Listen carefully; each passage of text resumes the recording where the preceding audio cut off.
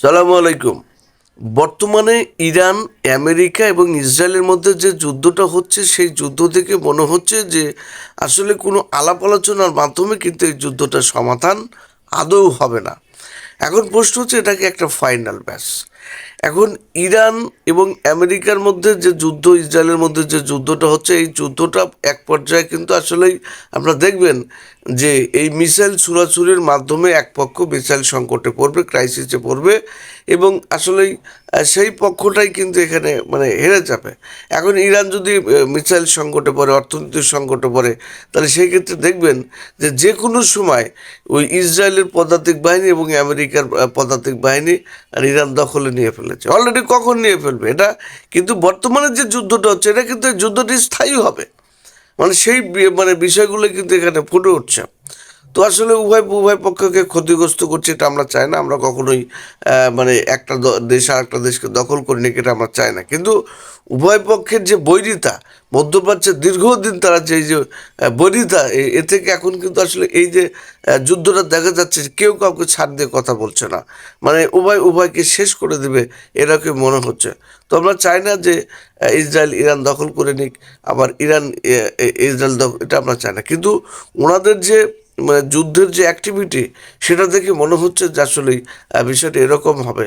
তো আসলে বর্তমানে যে যুদ্ধ হচ্ছে, এই যুদ্ধে আপনি দেখবেন যে যারাই কিন্তু যে পক্ষই আপনার মিসাইল সংকটে পড়বে, বিশেষ করে ইরান যদি মিসাইল সংকটে পড়ে, সেই ক্ষেত্রে যে কোনো সময় আমেরিকা এবং ইসরায়েল ইরানে কিন্তু পদাতিক বাহিনীর মাধ্যমে পাও রেখে ইরান নিয়ন্ত্রণে নিয়ে ফেলবে।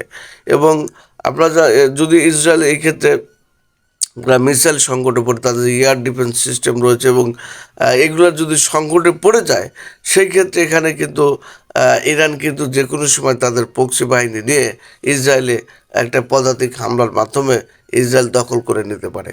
এই ধরনের কিন্তু কার্যকলাপ আমরা দেখছি। এখন এখন ওই উভয় পক্ষই আসলে কতদিন তারা মিসাইল এভাবে ছোড়াছুড়ি করবে, এটা একটা বিষয় রয়েছে।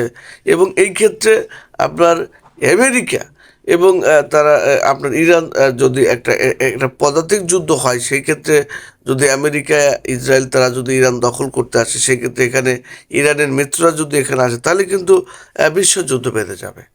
এবং আরেকটি বিষয় হচ্ছে যে ইরান এবং তার পক্ষীরা যদি এখানে আপনার ইসরায়েল দখল করতে আসে, সেই ক্ষেত্রে এখানে যদি আমেরিকার যে বিশাল বাহিনী রয়েছে, তারা যদি পদাতিক যুদ্ধের জন্য এগিয়ে আসে ইসরায়েলকে রক্ষা করার জন্য, সেই ক্ষেত্রেও কিন্তু এখানে ব্যাপক আকারে বিশ্বযুদ্ধ হওয়ার সম্ভাবনা রয়েছে। আর যদি এখানে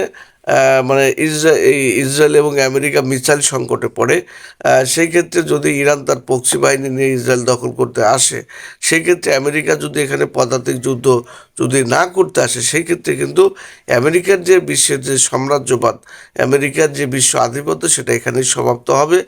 এবং এখানে আমেরিকা যদি যদি আপনার ওই ইরানকে তার বিশাল বাহিনী নিয়ে বাধাগ্রস্ত করতে আসে, সেই ক্ষেত্রে এখানে রাশিয়া, চীন যদি তাদের সৈন্যমণ্ডল নিয়ে মধ্যপ্রাচ্যে ঢুকে পড়ে, সেই ক্ষেত্রে এখানে তৃতীয় বিশ্বযুদ্ধ অনিবার্য।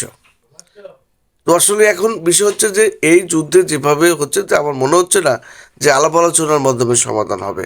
আমরা চাই যে আলাপ আলোচনার মাধ্যমে সংকটটা সমাধান হোক, কিন্তু উভয় পক্ষের যে যুদ্ধের গতিবেগ, উভয় পক্ষ যেভাবে একজন আরেকজনকে শনাক্ত করে ক্ষতিগ্রস্ত করছে, সেক্ষেত্রে দেখা যাচ্ছে যে আসলে এই যুদ্ধটা একটা ফাইনাল ম্যাচে পরিণত হয়েছে।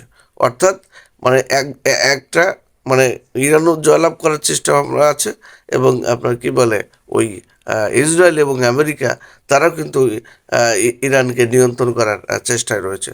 দেখা যাক আসলেই এ বিষয়টা কত দূর গিয়ে করায়। সবাই ভালো থাকবেন। আল্লাহ হাফেজ।